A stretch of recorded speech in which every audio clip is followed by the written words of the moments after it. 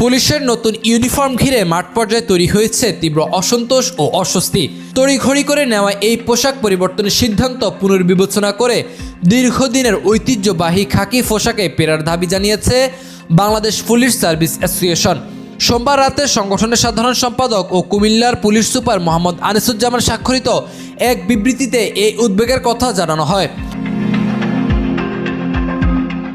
বিবৃতিতে বলা হয়, অন্তর্বর্তী সরকারের সময় পুলিশ সদস্যদের গায়ের রং, দেশের আবহাওয়া এবং মাঠ পর্যায়ের মতামত বিবেচনা না করেই নতুন পোশাক নির্ধারণ করা হয়েছিল।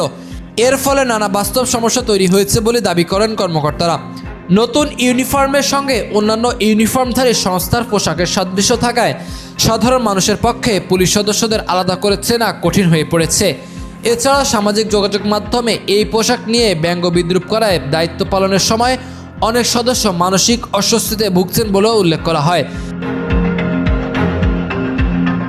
অ্যাসোসিয়েশন বলেছে, 2003 থেকে 4 সালে দীর্ঘ গবেষণার পর নির্ধারিত খাকি পোশাক দেশের আবহাওয়া, দায়িত্বের ধরন অনুযায়ী উপযোগী ছিল, তাই সেটি পরিবর্তনের প্রয়োজন ছিল না বলে মনে করেন তারা।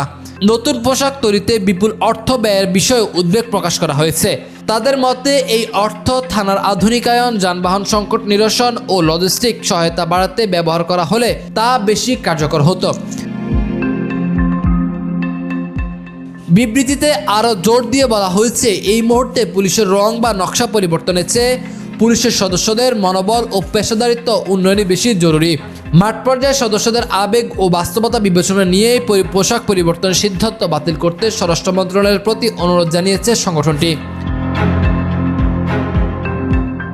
Nazrul Tuhin, Bangla post, news desk.